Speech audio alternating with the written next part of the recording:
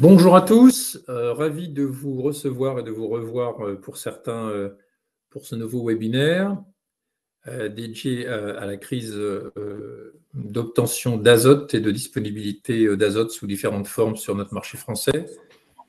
Mathieu, bonjour. Bonjour. Alors, en attendant les derniers inscrits qui sont en train d'arriver, voilà, un de plus, etc., puisqu'on est dans un pays français où on vient vite rejoindre les événements quand ils démarrent.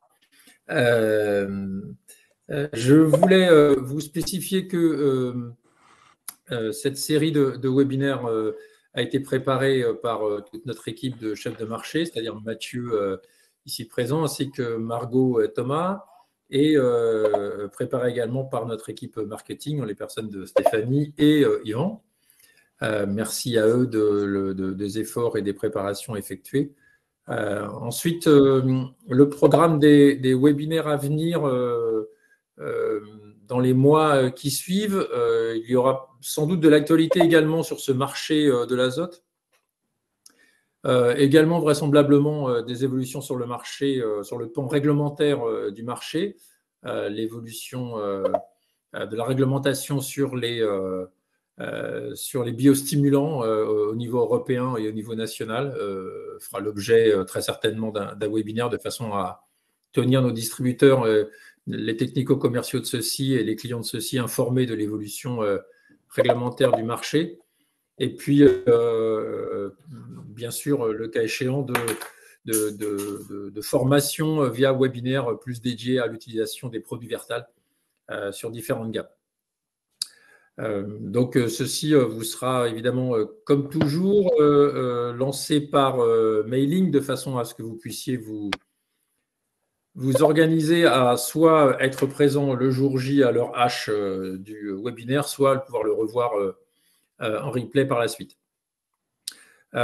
Sur ces formations, elles font partie toujours toutes de notre plateforme 360, de la plateforme e-learning digital.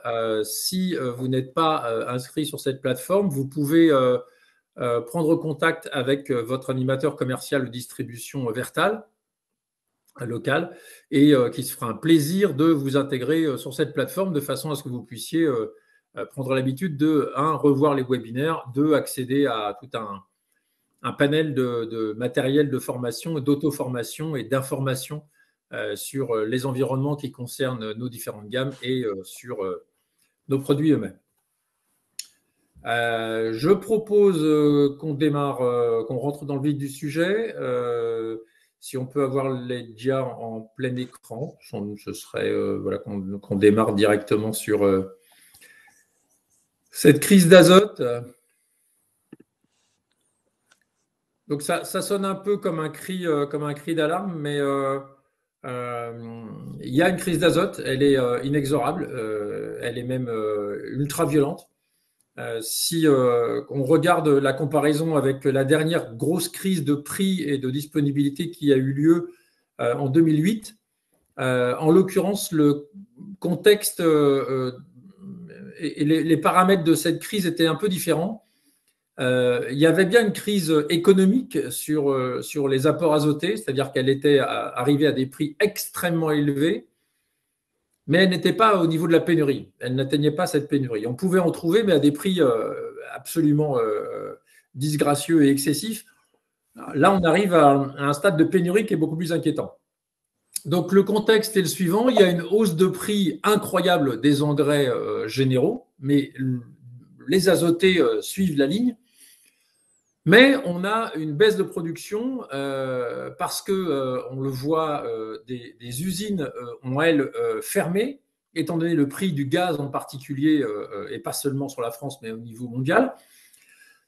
Et de fait, une raréfaction de la ressource de cet azote qui fait que aujourd'hui, en disponibilité dans les ports français et dans les prévisions, on est extrêmement loin des besoins sur la saison à venir, mais extrêmement loin. C'est-à-dire qu'on estime qu'on est à 60% des besoins qui sont garantis par ce qu'il y a dans les ports français, et ça n'arrivera pas demain matin. C'est-à-dire que ce que l'on sait, c'est que cet azote ne sera pas disponible demain.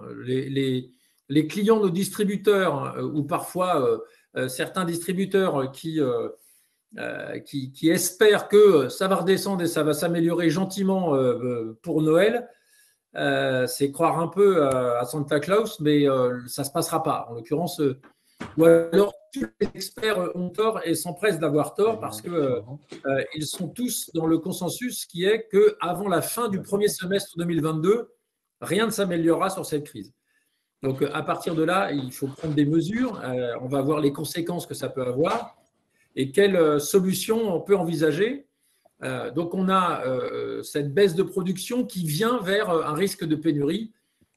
Et pour le coup, c'est assez imposant. Donc, on voit une hausse des prix absolument invraisemblable, avec des prix qui atteignent les 750 € aujourd'hui sur les ammonitrates, les solutions azotées à plus de 600, l'urée à plus de 800, enfin, avec des hausses phénoménales. Mais ce n'est pas un pic qui va avoir une rupture en 4 jours. C'est un pic qui va durer parce qu'il n'y en a pas, parce qu'il n'y a pas de solution, il n'y a pas d'entrée. Il n'y a pas d'entrée sur le territoire et donc il n'y aura plus de distribution possible. On sait que certains grossistes ont pu vendre à découvert, mais ça pose un problème parce qu'à un moment donné, quand il n'y en a pas, il n'y en a pas. Et ce qui se dit de plus en plus maintenant sur les teneurs de marché, c'est qu'il n'y en aura pas pour tout le monde. Et vraiment, ce sera le cas. Alors, les conséquences majeures, la question, c'est comment on sécurise le rendement, parce qu'on sait que sans apport d'azote vrai et nécessaire pour chaque culture, on se trouve devant nécessairement une baisse de qualité et de rendement. Et ça, c'est quasiment inconcevable pour l'agriculture moderne et l'agriculture française.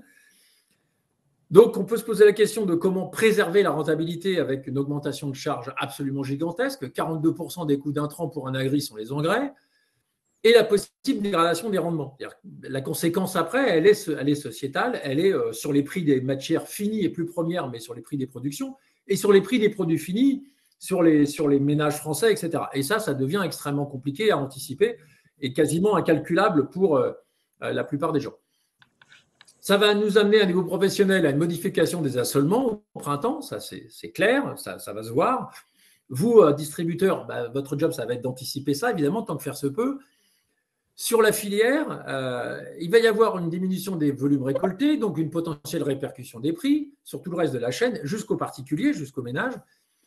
Diminution de la qualité des grains récoltés, donc dépréciation de la valeur alimentaire des denrées, et donc un ajustement à venir si modification des assolements. Ce qui se conçoit là, c'est que les agriculteurs, eux, quand on en discute avec eux, et on a fait une enquête assez rapide à travers certains technico-commerciaux de nos distributeurs, c'est qu'ils ne voient pas comment les distributeurs pourraient ne pas assurer la livraison des produits. C'est-à-dire que dans l'esprit du client, de nos clients, c'est-à-dire de l'agriculteur, le distributeur, il aura ses produits, c'est son métier de fournir ses produits. Mais à un moment donné, ça risque de ne pas être le cas, en particulier sur ces apports azotés qui nous concernent d'une façon plus claire, qu'on va regarder avec Mathieu de plus près. Mais j'ai été personnellement assez étonné de voir la position des agriculteurs qui est de dire « mais moi, mon distributeur, son métier, c'est de me fournir ses produits, donc il va le faire ». Oui, à condition d'avoir un peu anticipé. Et là, pour le coup, c'est pas grave si je n'ai pas anticipé, mais mon distributeur, c'est son métier. Il n'est pas non plus le Père Noël lui-même, donc il faut qu'il puisse obtenir la source pour pouvoir alimenter sa clientèle et sa géographie d'action. Donc, ce n'est pas forcément une évidence naturelle. Ça l'est dans l'esprit des clients finaux, c'est-à-dire les agriculteurs ou les éleveurs, mais de fait, s'il y a une pénurie, il y a une pénurie. C'est-à-dire s'il n'y en a pas dans les ports et s'il n'y en a pas sur les routes françaises et s'il n'y en a pas arrivé dans les dépôts, il n'y en a pas. Pas plus chez un distributeur A que chez un distributeur B, hormis le distributeur qui se serait hyper couvert, mais on sait qu'on a tous, et vous avez tous des clients qui se sont couverts eux-mêmes, et cela, tout va bien, avec un peu de chance. Et puis, il y a ceux qui disent moi, je commanderai quand j'en aurai vraiment besoin, début d'année prochaine, etc. Et là, c'est là que va se poser le vrai problème. Donc, je voudrais qu'on rentre plus techniquement sur les besoins de la plante et peut-être les solutions alternatives ou annexes à l'azote apporté externe. Et pour ça, je vais confier la main et la parole à Mathieu. Merci Franck. Donc justement, par rapport à ce point de contexte qui vient d'être fait, forcément que quand on parle d'azote pour les cultures, c'est forcément un sujet sur lequel on porte une grande attention, tout simplement puisque certes, la plante a un besoin en plein d'éléments, enfin pour plein d'éléments, on a des macroéléments, des oligoéléments, et l'azote en tant que macroélément est considéré, et à juste titre, comme un élément dont la plante a réellement besoin et dont il va falloir être capable de lui fournir l'azote en quantité nécessaire pour couvrir ses besoins. Et pour quelle raison, en fait, il y a une inquiétude sur la capacité à maintenir la productivité et la qualité des cultures? Bien, tout simplement parce que l'azote est un composant essentiel des acides aminés et des protéines. Donc, c'est vrai que la situation qui se présente à nous va impacter ceux qui font de la grande culture, donc de la céréale, par exemple, ou autre culture, mais également les éleveurs, puisque le fait que l'on ne soit pas capable de satisfaire les besoins des cultures fourragères en azote, c'est la teneur en protéines des fourrages finaux qui va être également impactée. Et pour quelle raison? Eh bien, tout simplement parce que l'azote intervient dans le processus de production de la chlorophylle, qui est un pigment qui permet à la plante d'effectuer la photosynthèse, c'est-à-dire à partir de l'énergie lumineuse, de produire de l'énergie chimique sous forme de sucre, qui va être en gros la base de construction de la biomasse végétale et notamment de la cellulose. Donc c'est pour cette raison-là, et lorsque la plante manque en azote, l'avantage c'est que visuellement c'est très remarquable par une coloration qui passe du vert à un vert de plus en plus clair, voire du jaune quand c'est vraiment trop prononcé.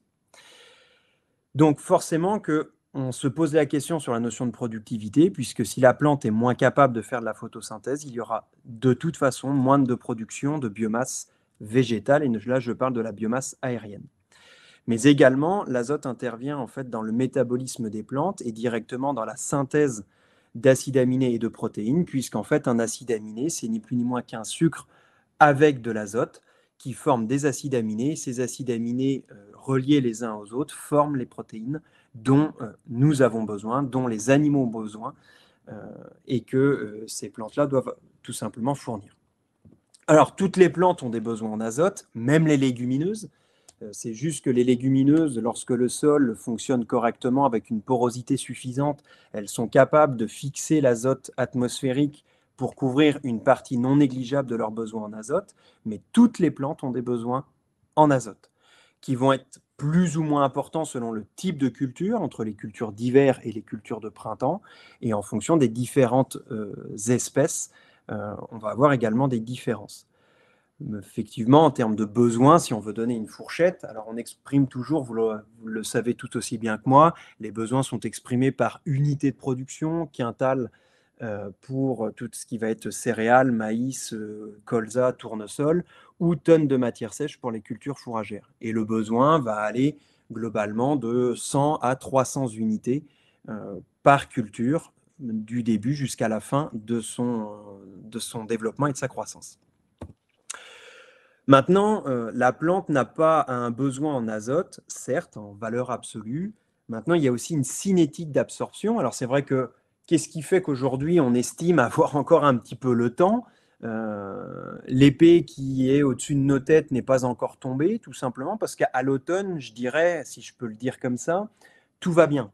Tout va bien puisque les besoins en azote des cultures restent relativement modérés.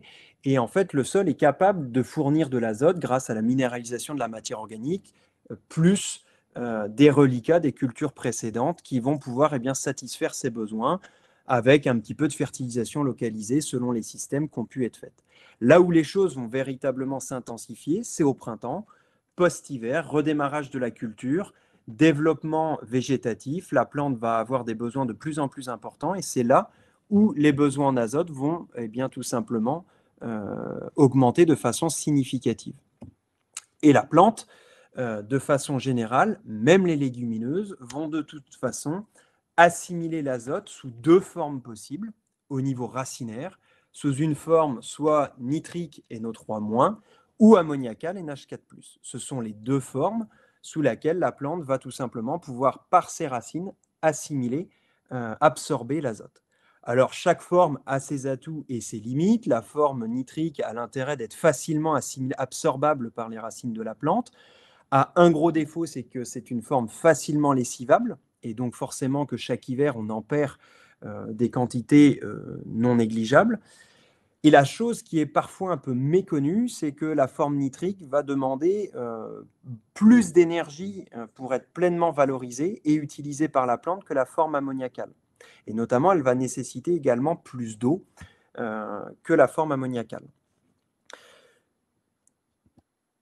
Maintenant, ce qu'il faut bien comprendre, c'est que certes, l'absorption majeure de l'azote va se faire au niveau racinaire, mais cet azote qui va être absorbé va ensuite être transformé plus ou moins fortement selon les formes. NO3- va nécessiter d'être retransformé en NH4+, d'où l'intervention et la nécessité d'eau pour pouvoir le faire, de façon à pouvoir tout simplement se lier à des sucres produits par la photosynthèse de la plante pour former des acides aminés. Et ces acides aminés vont se lier les uns aux autres pour former des protéines. Entre-temps, certains acides aminés, en plus de l'azote, vont nécessiter du soufre pour faire des acides aminés soufrés, très connus notamment en nutrition animale, comme la cystéine, comme la méthionine, qui sont considérés notamment pour la méthionine comme acides aminés limitants. Aujourd'hui, réduire le besoin de supplémentation en cet acide aminé passe certes par la prise en compte de ce qu'il vient de dire et également la prise en compte de la présence suffisante de soufre au niveau du sol pour la plante. Alors, comment couvrir ces besoins? Eh bien, certes, on a spontanément la chose suivante qui nous vient en tête, eh bien, par l'usage d'engrais minéraux de synthèse qui vont permettre d'apporter de l'azote. Oui, mais pas que. Et c'est là où le cycle de l'azote est important, enfin, il est important de le remettre clairement face à nous en ce moment, puisqu'en fait, l'azote, aujourd'hui, elle provient avant tout de la minéralisation de la matière organique présente dans les sols. Alors évidemment, le sol et notamment la notion de matière organique, on en parle beaucoup en ce moment et de plus en plus en lien avec le climat, avec le réchauffement climatique, comme quoi il y a trop de carbone dans l'atmosphère et pas suffisamment dans les sols. C'est pas mon propos ici. Mon propos, il est tout simplement que il y a un moyen en fait aujourd'hui d'augmenter la capacité de couverture des besoins en azote d'une plante, tout simplement par l'augmentation de la teneur en matière organique présente dans les sols et surtout de l'activité biologique présente dans ce même sol pour être capable, certes, de faire évoluer les résidus de culture, que ce soit les résidus racinaires, les résidus aériens, plus les apports exogènes qui peuvent être faits, je pense notamment aux effluents d'élevage, qui vont permettre par processus d'humification de former de la matière organique qui, progressivement, va être à son tour minéralisée pour libérer, et bien, notamment, pas que, mais notamment de l'azote, qui va pouvoir servir bien, tout simplement à alimenter la plante en azote. Cet azote étant assimilé directement par voie racinaire sous différentes formes qui va fluctuer en fonction des conditions présentes au niveau du sol, et notamment des conditions pH et potentiel redox, chose sur laquelle on va revenir ultérieurement. Sans oublier que ce n'est pas forcément un circuit fermé, il y a des pertes possibles où l'objectif va être de tout simplement les limiter. Les pertes, soit par lessivage, et ça malheureusement tous les hivers on en a.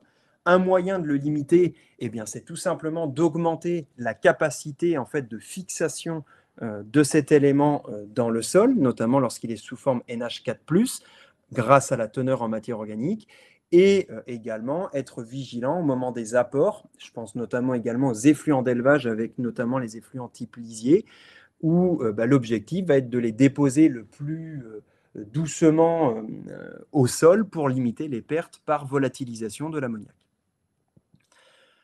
Tout ça pour être assimilé par la plante. Sans oublier que certaines plantes, et ça je pense que de toute façon, l'orientation de la PAC à venir va nous amener et continuer à nous amener sur cette voie-là également, l'utilisation de plantes qui vont être capables de fixer l'azote présent à quasiment plus de 75% dans l'air, d'être capable d'en restituer au maximum au niveau du sol. Je passe le volet des légumineuses sur lequel nous pourrons revenir ultérieurement. Maintenant, c'est bien de parler qu'il faut restituer au maximum au sol. Maintenant, ce qui est surtout important, c'est que la matière organique dans un sol, c'est bien d'en avoir beaucoup, mais il faut surtout qu'elle soit vivante. Nous avions déjà fait un webinaire sur ce thème-là, mais cette matière organique, elle doit évoluer et elle ne peut pas évoluer sans toute cette flore microbienne naturellement présente dans tous les sols de France. Mais malheureusement, cette biomasse, elle est d'autant plus importante que l'on va avoir de la nourriture présente en quantité importante. Et ça, pour ça, les exudats racinaires produits via la photosynthèse de la plante est une nourriture disponible pour tous. Et forcément également la porosité des sols qui va venir impacter la vitesse de ressuyage des sols. C'est sûr qu'aujourd'hui, un fléau que nous avons en France, c'est la compaction des sols. Plus les sols sont compactés, moins ils se ressuient vite, moins ils se réchauffent vite et moins la minéralisation de la matière organique repart rapidement et fortement à la hausse. Donc, c'est vrai que vous allez me dire, mais pourquoi il nous parle du sol dans ce contexte de pénurie d'azote? Eh bien, tout simplement parce que le maillon du sol est clairement un maillon à faire valoir et à faire progresser de façon à pouvoir être capable de fournir toujours un peu plus d'azote disponible pour les racines de la plante. Et la deuxième chose qu'il ne faut pas oublier, c'est que les éléments peuvent être présents dans le sol, disponibles dans le sol. Le problème, c'est que si les racines ne sont pas capables de s'enraciner profondément pour aller chercher ces éléments en profondeur, malheureusement, c'est des éléments qui vont être momentanément indisponibles pour la culture. Et la deuxième chose, plus technique, au-delà de cette intensification de l'activité biologique, c'est également d'être vigilant sur l'équilibre pH-EH du sol qui va en fait orienter la forme de l'azote présent. Et aujourd'hui, notamment dans un contexte où on n'est pas forcément sûr de pouvoir couvrir la totalité des besoins azotés, où on peut se poser cette question-là, plus on va être capable de nourrir la plante avec une forme plutôt NH4+, que massivement NO3-, comme on voit bien souvent, c'est aussi rendre service à la plante qui va lui demander une dépense énergétique moindre et une meilleure efficience d'utilisation de cet azote-là. Et ça, pour ça, le potentiel redox au niveau des sols est fondamental pour la raison suivante, c'est que plus je vais être en fait dans des sols qui vont être oxydés, c'est-à-dire avec, je dirais, un potentiel redox très élevé, et plus l'azote naturellement présente sous forme ammoniacale va être transformé par nitrification en forme nitrique, qui va tout simplement être certes facilement assimilable par la plante, mais qui va avoir besoin d'eau et d'énergie plus importante à mobiliser pour être capable de l'utiliser. Donc, si on revient à ça, ce qui est important, c'est qu'aujourd'hui, quand on parle des besoins en azote des plantes, toutes les plantes ont besoin d'azote. Maintenant, entre le besoin de la culture en lien avec l'objectif de rendement de l'agriculteur, certes, à ce besoin de départ va être à retrancher les reliquats azotés qui sont très couramment mesurés en sortie d'hiver en France, et c'est une bonne chose, ça permet de savoir concrètement le solde qui nous reste en sortie d'hiver, auquel va se rajouter l'azote mis à disposition pour la culture via la minéralisation de la matière organique, qui certes repart jamais assez vite en sortie d'hiver. Je vous ai notamment évoqué, moins vous aurez des sols compactés, plus ça pourra repartir rapidement et intensément. Et forcément que besoin, moins reliquats azotés, moins minéralisation de l'azote organique va vous donner en fait un solde à apporter à la plante pour couvrir la totalité de ses besoins. Et forcément que pour les couvrir, on était habitué à utiliser de façon facile, accessible, économiquement et en quantité, à des engrais minéraux tels que l'ammonitrate, la solution azotée, l'urée ou différentes formes, avec des engrais même parfois un peu plus techniques avec des azotes soufrés. Sauf qu'on voit bien que cette solution, certes, on va pouvoir y accéder, mais peut-être pas aussi facilement et en totalité par rapport à ce que l'on avait l'habitude de faire. Donc forcément que à côté de cette solution-là, il y a d'autres solutions qui ont été très souvent, malheureusement, soit oubliées, soit sous-utilisées. Je vais parler des engrais organiques. Et là, je vais vous parler des engrais organiques, notamment pour vos clients qui ont qui sont dans une situation de polyculture élevage, c'est-à-dire qui ont de l'élevage sur leurs exploitations, les engrais organiques vont être une mine d'or, et je pense notamment à des engrais organiques type plutôt rapide, fiente de volaille, lisier de bovin, lisier de porc, c'est-à-dire des types d'effluents qui vont être capables de restituer rapidement, notamment une partie non négligeable de l'azote qu'ils contiennent. C'est clairement un maillon à utiliser de façon optimisée cette année.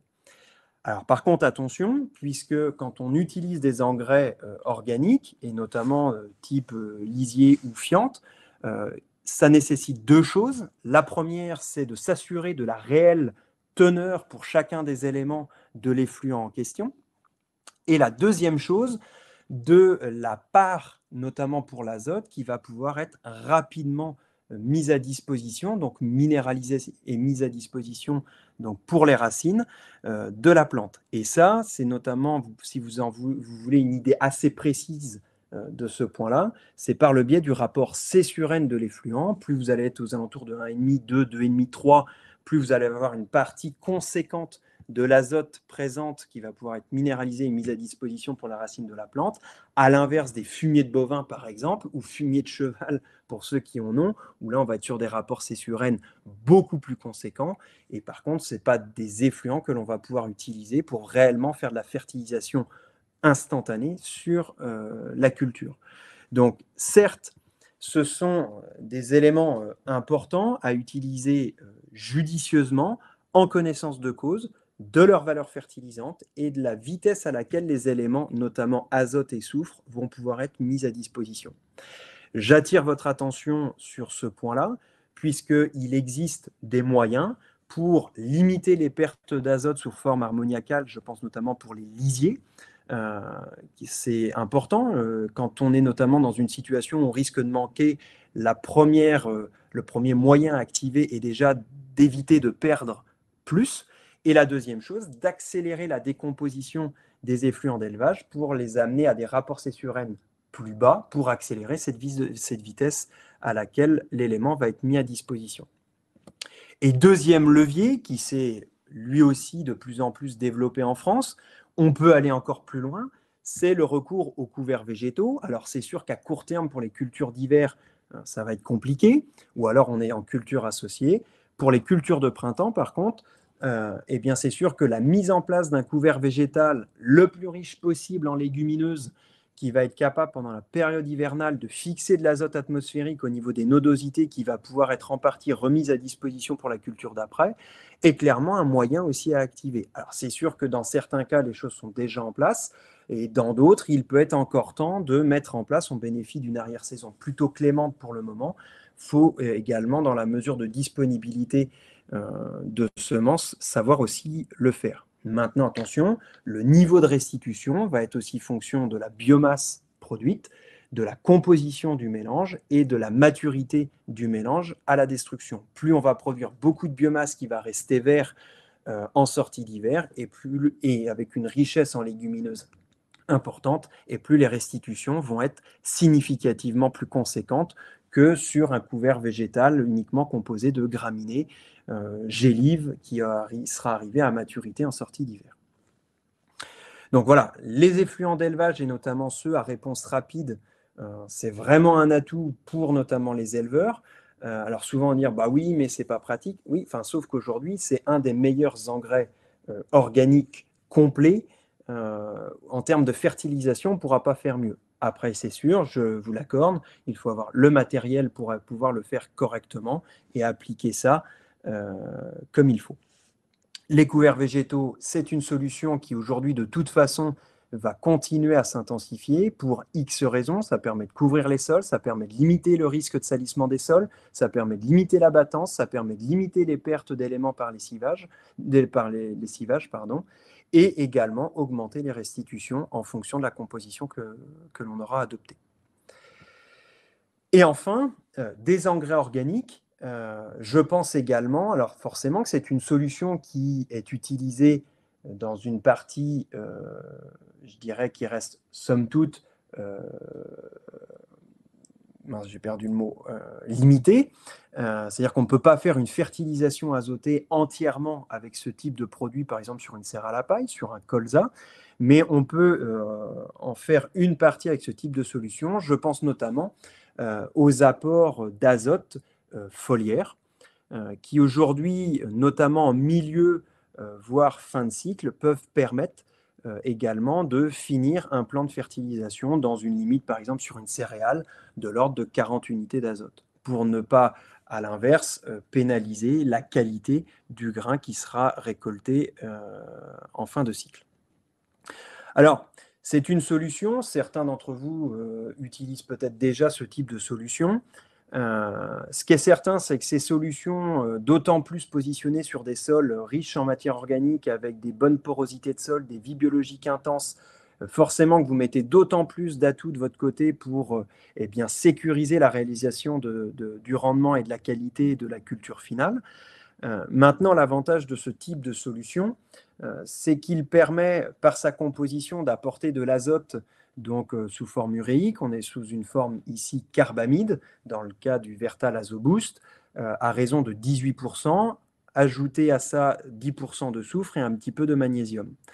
Donc là, c'est vraiment le support du produit qui est en fait une source d'azote assimilable par voie foliaire, sur lequel a été rajouté le noyau du Vertal fourrage, pour ceux qui connaissent, qui est utilisé aujourd'hui sur culture, en association ou non avec des produits phytosanitaires, de façon en fait à maintenir la plante dans un couple pH-EH optimal à des fins de productivité et de santé.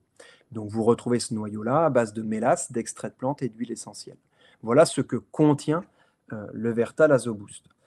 Le gros intérêt de ce produit-là, c'est qu'aujourd'hui, on vous en parle parce qu'il y a de la disponibilité et surtout, ça vient répondre, je dirais, dans la logique de également maintenir la plante à un haut niveau d'immunité pour continuer aussi à optimiser le positionnement et le recours aux produits phytosanitaires, qui est également un enjeu auquel nous devons tous ensemble, tous les jours, avancer un petit peu sur cette voie-là.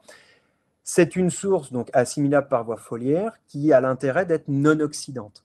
C'est-à-dire qu'en positionnant cette forme d'azote en milieu voire fin de cycle, je ne vais pas accélérer l'oxydation de la plante et donc la laisser encore un peu plus dans une zone qui va pas spontanément favoriser le développement des bioagresseurs, et je pense notamment sur serre à la paille aux champignons responsables des maladies cryptogamiques qui ont plutôt besoin d'un support acide et oxydant. L'intérêt, c'est que cette application directement au pulvé sur la culture permet de le positionner de façon assez proche des besoins, puisque je vais avoir une assimilation par la plante sous un délai de 6 heures, donc ce qui va me permettre de limiter les pertes, de répondre rapidement à un besoin, et en plus d'avoir cette souplesse d'application, même lorsque les conditions climatiques ne sont pas forcément optimales. En effet, les engrais minéraux, notamment solides, sont très faciles à appliquer au semoir engrais. Par contre, dès que l'humidité de surface au niveau des sols tend à être limitée, voire insuffisante, tant que le granulé n'est pas dissous, le problème, c'est que l'azote ne peut pas être disponible. L'intérêt de cette forme-là, c'est que quand en surface, le sol devient plus suffisamment humide, l'application du produit directement sur la culture permet de fournir de l'azote qui passe et qui est absorbé tout simplement par les stomates de la plante. L'intérêt, c'est qu'il est prêt à l'emploi, sans risque pour l'applicateur. C'est quand même intéressant puisque le temps disponible, la main-d'œuvre dans les exploitations agricoles est également un paramètre qu'il faut intégrer, et avec l'objectif également d'être compatible avec les fongicides majoritairement utilisés, notamment sur les cultures type céréales à paille. Je pense notamment, ce qui permet aussi d'éviter de faire des passages supplémentaires. Donc voilà en quoi le Vertal AzoBoost aujourd'hui est intéressant. Pour des zones où la quantité d'azote épandable à l'hectare est limitée, je pense notamment au bassin versant, l'avantage, c'est que comme le produit dose uniquement 18% d'azote organique, on a seulement, par exemple, pour un apport de 40 litres, 7,2 unités d'azote à déclarer dans le cahier de fertilisation, ce qui peut être également intéressant. Et en plus de cet apport d'azote, il y a le noyau du Vertal fourrage qui est dedans et qui va nous permettre d'avoir une double action. Certes, celle qui vous intéresse, qui est de fournir de l'azote assimilable par voie foliaire, applicable ou facilement applicable, même lorsque les conditions climatiques deviennent de plus en plus séchantes. Alors forcément, il ne faut pas trop tarder à le faire quand même, il faut quand même que la plante ait ses stomates ouverts, mais il permet également d'apporter ce qu'il faut pour stimuler la photosynthèse, donc produire plus de sucre, utilisable pour faire de la biomasse végétale, aérienne, mais également racinaire, et d'augmenter également l'exudation racinaire qui va permettre d'alimenter les micro-organismes présents autour des racines pour toujours aller encore mieux chercher les éléments minéraux présents autour des racines. Donc ça, c'est vraiment l'intérêt, c'est que c'est un produit qui est complet, avec apport d'azote permis plutôt pour du milieu fin de cycle selon les cultures, et un noyau biostimulant pour venir derrière également intensifier cette photosynthèse, mécanisme indispensable pour maintenir une productivité de la culture et une qualité finale. Alors, il s'utilise de façon bien spécifique, ça reste quand même un produit technique qu'il convient d'appliquer en respectant les stades d'application et les dosages indiqués ici. Je vais prendre notamment une culture majeure sur laquelle nous avons énormément travaillé avec le Vertal Azoboost, c'est sur Serra à la paille, où on préconise en fait une application entre le stade à partir du stade 2 nœuds jusqu'au plus tard 5e feuille pointante. On vous invite vraiment à ne pas dépasser ce stade-là, tout simplement pour éviter d'appliquer le produit au moment de début épiaison, voire même sortie ou chute des premières étamines, pour ne pas avoir une incidence sur la qualité de fécondation du grain derrière. Avec un dosage de l'ordre de 40 litres à l'hectare, possible en un seul passage. N'allez pas au-delà. À 40 litres hectare, l'avantage, c'est que c'est un bon compromis entre la quantité d'azote que l'on va être capable d'apporter et éviter le risque de brûlure qui est hyper important également à intégrer lorsque l'on utilise ce type de produit. Donc, entre le stade 2 nœuds et 5 feuilles pointantes, à raison de 40 litres par hectare, possible en un seul passage. Il est également possible de le fractionner en 2 passages. Maintenant, la stratégie est aussi de limiter les passages.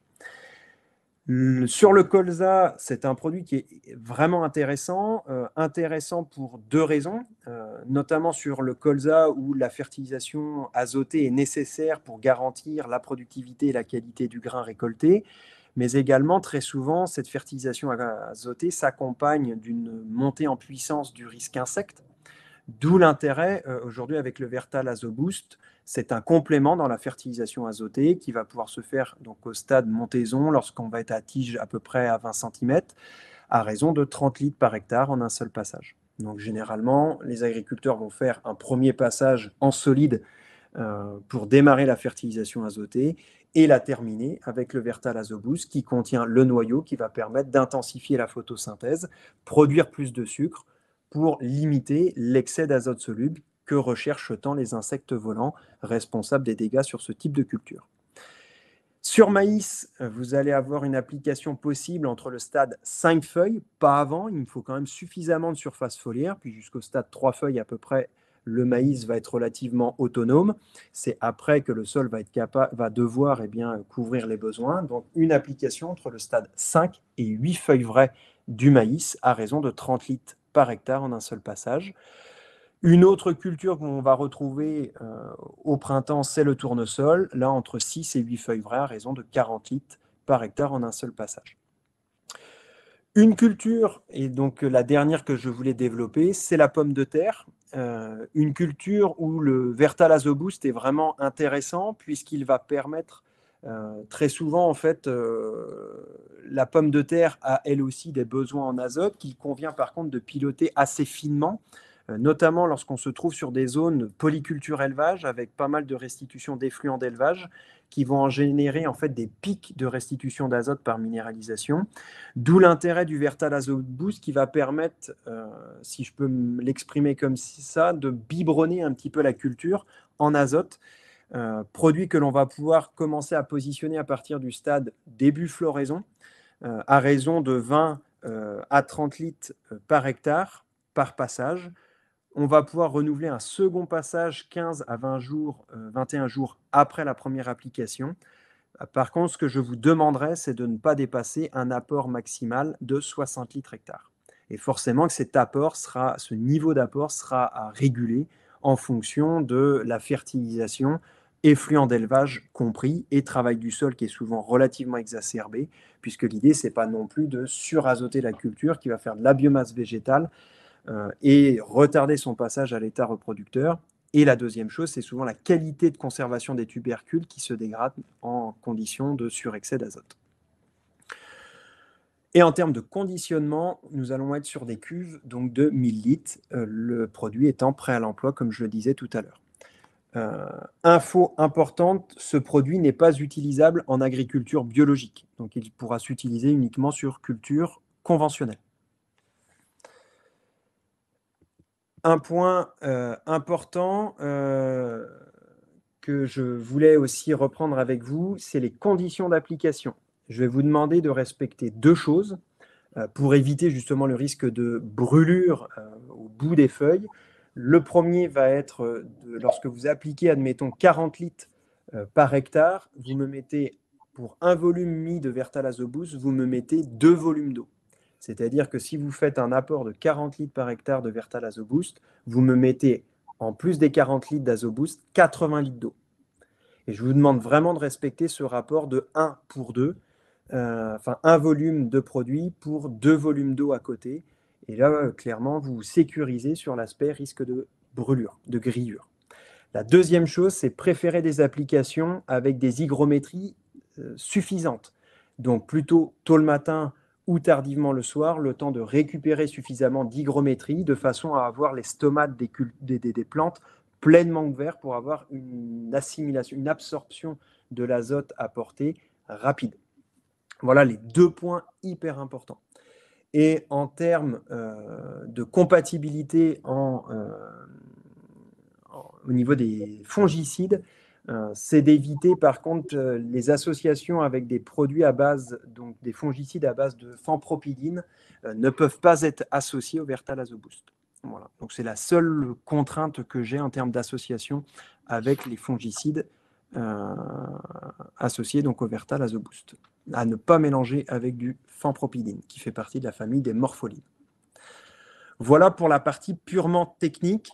Donc, pour bien synthétiser, le Vertal-Azoboost est donc un produit à base d'azote organique, assimilable par voie foliaire, enrichi donc avec un biostimulant, qui est très intéressant en fait en termes de positionnement, puisqu'il va se positionner en milieu fin de cycle de la culture et permet en un passage de faire certes un apport d'azote et de biostimulants, ce qui permet aussi d'accompagner les agriculteurs de plus en plus à faciliter le positionnement de solutions permettant de booster l'immunité de la plante via une photosynthèse accrue.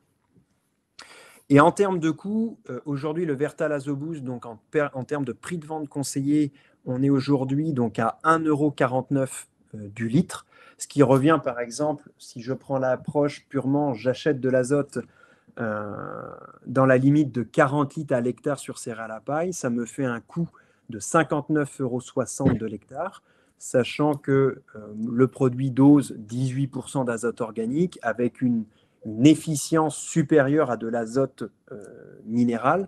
On dit toujours qu'une unité d'azote organique équivaut à peu près entre 4,5 et 5 unités d'azote minéral, ce qui fait que quand j'apporte en fait 1 litre de Vertal-Azoboost, j'apporte l'équivalent d'une unité d'azote minéral, ce qui me revient en fait à 1,49 € de l'unité d'azote apportée.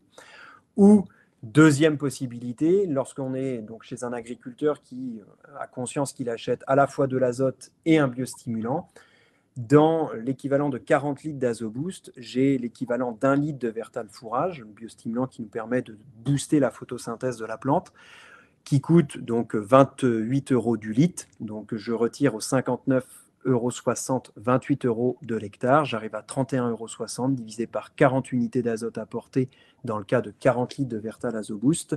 Et j'arrive à 79 centimes l'unité d'azote. Donc voilà. Donc clairement, je ne vais pas vous cacher que l'approche 1 est plutôt celle qui est habituellement utilisés aujourd'hui sur le terrain. Après l'approche 2, chez des gens relativement sensibles à la notion des biostimulants, c'est également une manière d'appréhender les choses qui peut être utilisée. Voilà pour la partie engrais organiques foliaires. Je n'ai pas parlé après des engrais organiques type fiente de poule en bouchon ou fiente de volaille en bouchon. C'est des solutions qui sont relativement intéressantes. Maintenant, là aussi, c'est la notion de coût, mais surtout de disponibilité qui est également en train de se tendre. Donc, si on résume, aujourd'hui, comment maximiser cette nutrition azotée des plantes? On l'a vu, l'apport, toutes les plantes ont besoin d'azote qu'il convient de couvrir pour garantir la productivité et la qualité de la culture finale, culture fourragère comprise.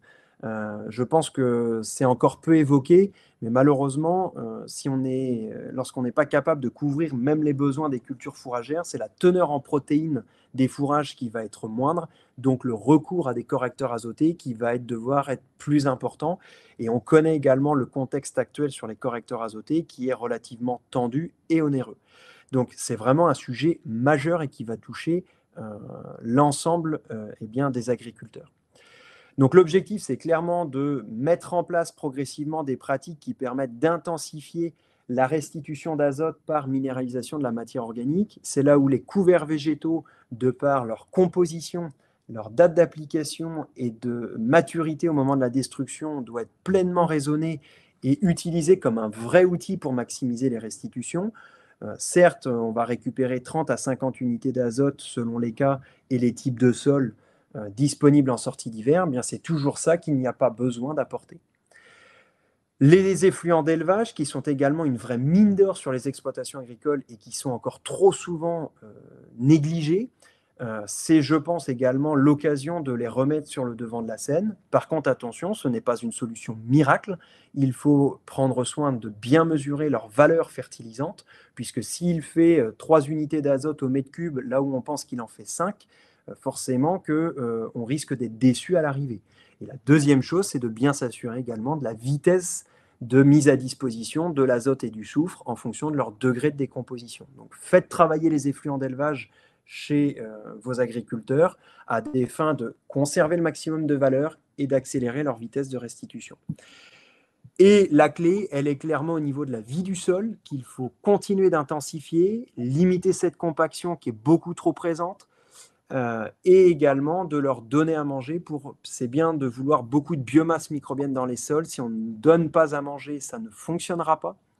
Et la deuxième chose, c'est que plus les sols sont poreux, plus ils se ressuient vite en sortie d'hiver, plus la température monte et plus la minéralisation repart fort.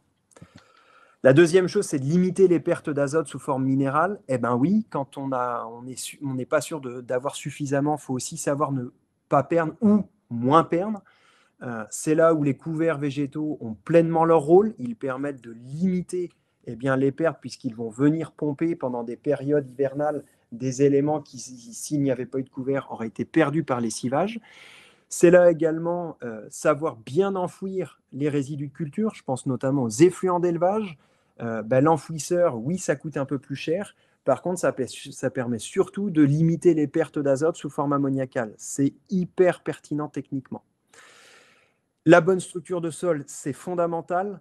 Aujourd'hui, plus ma structure de sol sera poreuse, plus les sols seront tout simplement facilitant le développement racinaire des plantes et plus on pourra aussi limiter les pertes.